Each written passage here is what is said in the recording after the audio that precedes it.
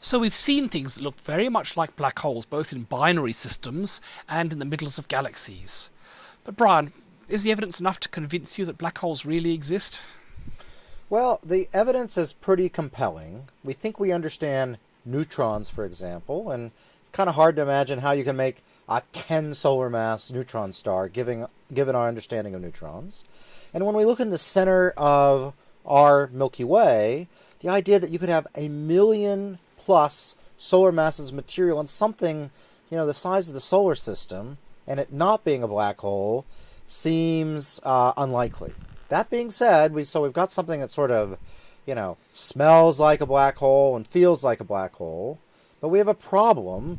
Is sort of by definition, it's kind of hard to look like a black hole.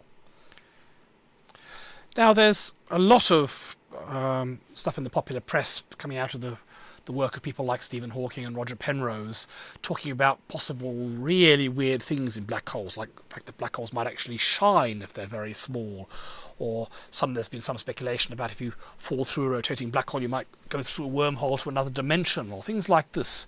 What do you make of all this sort of stuff? I never really know what to make of it, because ultimately science is about theories with predictions. But we don't know a lot about how gravity works at this level. This is sort of going beyond general relativity, and it's beginning to also mix in quantum mechanics, and that's a mixture we don't understand. That's one of the great unsolved mysteries of the universe. And yes, remember we talked about it back then when talking about the Big Bang. We have quantum mechanics which deals with very small things, and relativity which deals with very massive things. Normally things are one or the other works perfectly well in our labs on Earth. The only places where we need both are either the Big Bang, entire universe, no size, or a black hole, a few by 10 to the 30 kilograms, no size. And the things don't match at all. So, given we have a theory which we know doesn't really work, especially when you get down to the singularity, what are we to do? I mean, you have to be guided by experiment, but we haven't got any black holes in our labs. Yeah, I think what's really quite remarkable is just how much our observations are able to progress. So, for example, I was just visiting Europe and was being shown an experiment to use radio telescopes across a continent to image the black hole in the center of our galaxy. And although you don't expect black holes to emit, they can cast shadows. So imagine if you can image that thing the size of a solar system in the middle of the galaxy and see the shadow of the black hole. That might pretty well cinch it for me. Yes, I guess we don't really want a black hole in our lab, but if you've got one a nice safe distance away, like 8 kiloparsecs, and we can get these exquisitely good measurements, maybe we can really start putting some constraints on all these weird and wonderful theories from that.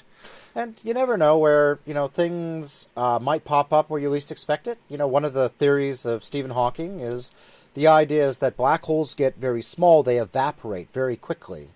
And you essentially are able, through quantum mechanics and the Heisenberg uncertainty principle, to create out of nothing a particle pair, one on this side of the black hole and one on that side, and the one on the outside can escape. And so that is a very characteristic prediction. Now we're talking about black holes of the mass of atoms here, not the ones we've been talking about astrophysically. And so they would have to be created by some strange process back at the very early universe, if they exist at all. Absolutely. And, an Australian, John O'Sullivan, was out looking for these in the 70s and never found them when they were first predicted. But he was able to go out and invent Wi-Fi from some of the ideas that he had in going and looking for these things. But you never know. Maybe there are small little black holes, but they're rare enough that we haven't yet found it. So you never know with science where new ideas might pop up. So, black holes, seriously weird, and possibly even much weirder than we think. Because we don't have any in our lab, we can't tell. So I guess the future is trying to make really, really detailed astronomical observations of these black holes that are at nice, safe distances, and try and see whether all these wonderful theories that people are coming up with actually bear much resemblance to reality or not. Absolutely.